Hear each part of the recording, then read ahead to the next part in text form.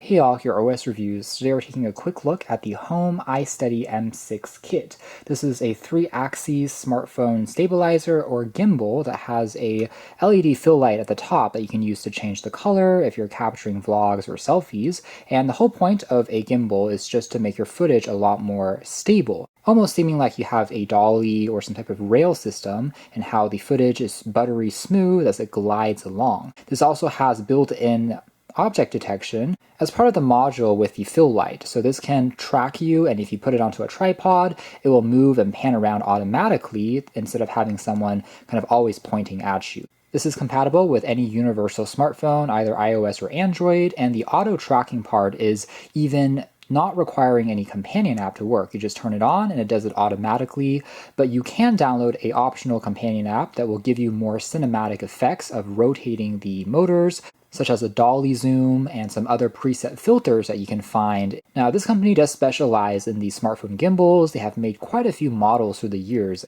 and they're claiming that this is the most powerful kind of flagship model yet, having a heavier payload support up to 0.88 pounds, plus a bigger battery inside that can support the gimbal up to 18 hours. And that's compared to some more lightweight gimbals that may only work for around 2 hours or 3 hours. So the downside is this thing is going to have a much bulkier handle to accommodate the battery and the added kind of weight tolerance. But on the flip side, you get more accessories, including a built-in screen that can show you the status. Then on the inside, there's a pretty heavy-duty hard shell carrying case with a handle, almost like a laptop case, where we have the M6 itself with all the parts, including a mini tripod that you can use for travel purposes if you're just setting it down and having it automatically track you. And there's also another quick box here that includes the USB Type-C charging cable. It takes about 3 hours to fully top up this giant battery, but it can even be used as an optional power bank if you wanted to, and plug it into your phone to give it a quick top-up, along with a quick user guide that is pretty well documented in various languages on the very top. So taking a closer look at the M6 itself, it is, again, going to be one of the larger gimbals. For example, the opposite end of the spectrum, we have devices like the DJI Osmo Pocket, which is a mini gimbal action camera, essentially. It doesn't have the phone itself attached, but it's going to be more discreet when you're shooting, and it's really just the size of even smaller than the handle on the M6. A closer look here, we have a mostly polycarbonate plastic construction. The grip area here has some rubber accents that makes it feel quite easy to hold, and then this orange theme going on I do quite like. The wheels here also have additional rubber on them, and it feels quite smooth when you're pressing down. The other side here, we have the Type-C port for charging, a power port, and also, interestingly, another tripod thread, although one is located traditionally at the very bottom there. Otherwise, on the top here, we can just pop in our phone. It's universal and spring assisted, and located on the very top is that module for tracking you with a built-in camera. But this camera is only used for tracking purposes. It's not an actual one that you can use to record video. It doesn't further sync or connect with your smartphone app, which I think is a little bit of a missed opportunity. There's the fill light on the side, and also you can turn this on and off from a knob at the top, which, by the way, plugs into the gimbal here using these magnetic Poco contact. There is plenty of attention to detail here, including all these crazy accents, and then all the knobs here, including how high or low you want your smartphone to be positioned, can also be further slid on the track over here. Generally speaking, it feels high quality and well constructed, but again, this one doesn't actually collapse downwards into a further smaller size.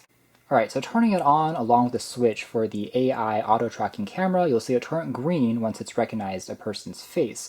And it will now try and follow you around, as you can tell, as we're moving into different directions. I can kind of duck, I can also stand upright, and it will automatically pan and move for itself. So it can act as kind of an assistant instead of having someone else hold your own camera. You can also turn it off, by the way, by using this hand motion in front of it, and that gesture will disable the camera, and now it will turn red. As for other functions, the display here, as you can tell, is pretty easy to read because it is an OLED panel. We're able to long press on the button for the wheel for a few seconds to turn on the fill light at the top, as you can tell, and you can also change the brightness level afterwards just by rotating the wheel to make it dimmer as well as brighter. So this is the maximum brightness, and now decreasing the brightness, as you can tell. For such a small light, it is surprisingly bright. You can also tap on the dial once to switch into the color temperature mode. By default, it's at 4,000 kelvins, but I can also maneuver it a colder white versus now moving it towards a warmer color as well. You can also double tap on this button to switch into some of the other modes that the wheel is able to control. For example, under the roll profile, you can now switch the kind of orientation of the phone around by just using that wheel, as you can see, making it more kind of lopsided versus more straight. I can double tap on this again to go into a focus mode. This feature does require you to connect the gimbal to your app using Bluetooth, and afterwards you can change the focus distance of the camera from more farther versus closer away to get more of that kind of panning effect. And otherwise, the jog dial on the front can just point the camera in a different direction, left, right, as well as up and down, as you can tell there, and the movement all remains relatively smooth. Overall, indeed, the larger weight tolerance means that you can put larger phones onto this gimbal and it still works, especially since in this day and age we have more and more phablets, so to speak. This gimbal even has a trigger button at the very back here, almost like a game controller, which is pretty ergonomic. And you can triple tap on this button to flip the orientation 180 degrees. You can swap that back and forth if you are taking selfies versus shots that are further from you. Using the mode button, you can also go through some effects, including a first-person view, a pan-follow mode that will slowly follow you around as you are moving the gimbal, as you can tell, versus locking everything into one place. So some of those adjustments can be done directly on here, as opposed to having used the companion app, because there is that built-in display. So this application will give you some templates for additional kind of rolling as well as panning effects. And you can also jump into a quick viewfinder. This will allow you to record video, and since we are now connected via Bluetooth, we can also use the controls including digital zoom, and that will correspond to what we're seeing on the viewfinder there, including starting and stopping the video just by using that yellow key there on the middle. So this gives you a little bit more control. You can also see the battery percentage remaining on the gimbal, also the gestures for auto tracking you can turn on and off, plus resolution. It's a pretty typical layout as far as the camera app here is concerned. Even how fast you want the zoom movements to go can also be slowed down or increased.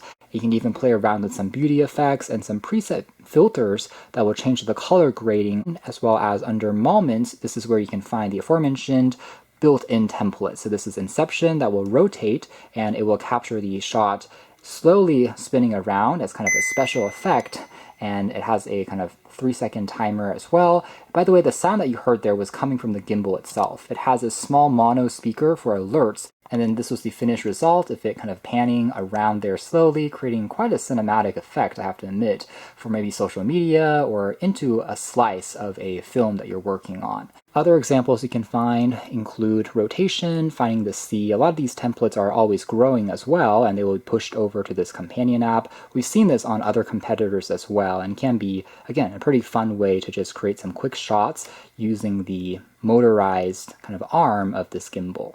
So that's more or less it as far as our hands-on review of the Hohem iSteady M6. It's definitely the most feature-packed smartphone gimbal to date from them that we've seen, including a larger battery than ever, so it just keeps on running if you are after longer shooting sessions. Plus, the presence of this jog wheel is quite convenient for toggling things including position, as well as even controlling the light temperature that we saw there. The AI tracking tends to work well enough as long as you aren't moving too quickly. Otherwise, gimbal itself is smooth and the footage will get you just a more professional appearance, although downsides of this model would be its larger mass. So you can check out more details if you're interested in the links down below. A fairly powerful smartphone gimbal. Thanks for watching here at OS Reviews. That's been the M6 kit from Hohem.